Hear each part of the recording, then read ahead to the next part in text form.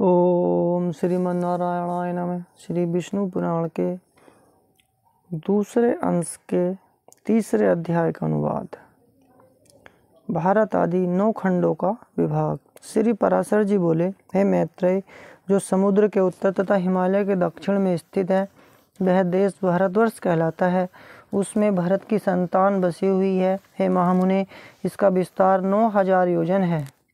यह स्वर्ग और अपवर्ग प्राप्त करने वालों की कर्म भूमि है। इसमें महेंद्र, मलय, सह्य, सुक्तिमान, ऋक्ष, विंध्य और पारियात्र ये 7 कुल पर्वत हैं।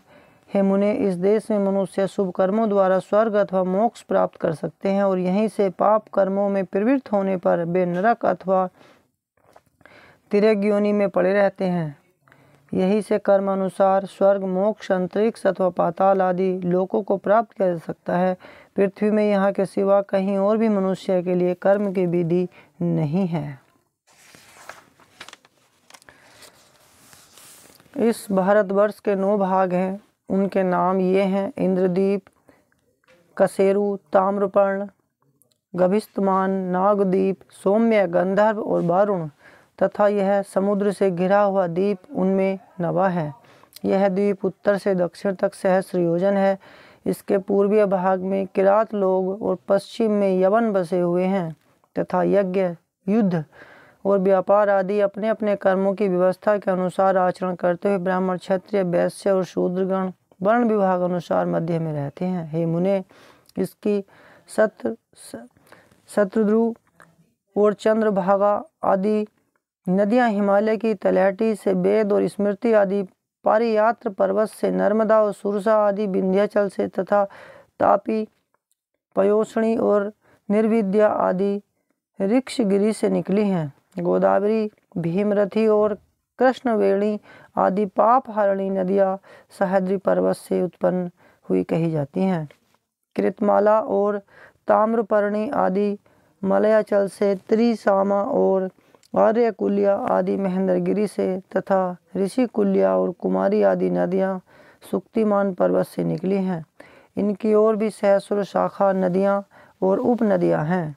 इन नदियों के तट पर कुरु, पांचाल और मध्य देश आदि के रहने वाले, पूर्व देश और कामरूप के निवासी, पुंड्र, कलिंग, मगध और दक्षिणात्य लोग, अपरांत देशवासी, सौराष्ट्रगण और तथा सूर, आभीर और अर्बुदगण, कारुष, मालव और पारियात्र निवासी, सौबीर, सैंधव, हूण, शाल्व और कौशल देशवासी तथा माद्र, आराम, अम्बष्ट और पारसीगण रहते हैं। हे महाभाग, वे लोग सदा आपस में मिलकर रहते हैं और इन्हीं का जलपान करते हैं। इनकी सन्निधि के कारण वे बड़े बड़े हष्ट पुष्ट रहते हैं। हे मुने, इस भारतवर्ष में ही सतयुग, त्रेता, द्वापर और कली नामक 4 युग हैं, अन्यत्र कहीं नहीं। इस देश में परलोक के लिए मुनिजन तपस्या करते हैं, याज्ञिक लोग यज्ञानुष्ठान करते हैं और दानी जन आदरपूर्वक दान करते हैं। जम्बूद्वीप में यज्ञमय यज्ञ पुरुष भगवान विष्णु का सदा यज्ञों द्वारा यजन किया जाता है। इसके अतिरिक्त अन्य द्वीपों में उनकी और प्रकार से उपासना होती है। हे महामुने, इस जम्बूद्वीप में भी भारतवर्ष सर्वश्रेष्ठ है, क्योंकि यह कर्म भूमि है। इसके अतिरिक्त अन्याय देश भोग भूमियाँ हैं। हे सत्तम, जीवों को सहस्रों जन्मों के अनंतर महान पुण्यों का उदय होने पर ही कभी इस देश में मनुष्य जन्म प्राप्त होता है। देवगण भी निरंतर यही गान करते हैं कि जिन्होंने स्वर्ग और अपवर्ग के मार्गभूत भारतवर्ष में जन्म लिया है, वे पुरुष हम देवताओं की अपेक्षा भी अधिक धन्य अर्थात बड़भागी हैं। जो लोग इस कर्म भूमि में जन्म लेकर अपने फलाकांक्षाओं से रहित कर्मों को परमात्म स्वरूप श्री विष्णु भगवान को अर्पण करने से निर्मल पाप पुण्य से रहित होकर उन अनंत में लीन हो जाते हैं, वे धन्य हैं। पता नहीं अपने स्वर्ग प्रद कर्मों का क्षय होने पर हम कहाँ जन्म ग्रहण करेंगे। धन्य तो वे हैं ही मनुष्य हैं जो भारत भूमि में उत्पन्न होकर इंद्रियों की शक्ति से हीन नहीं हुए हैं।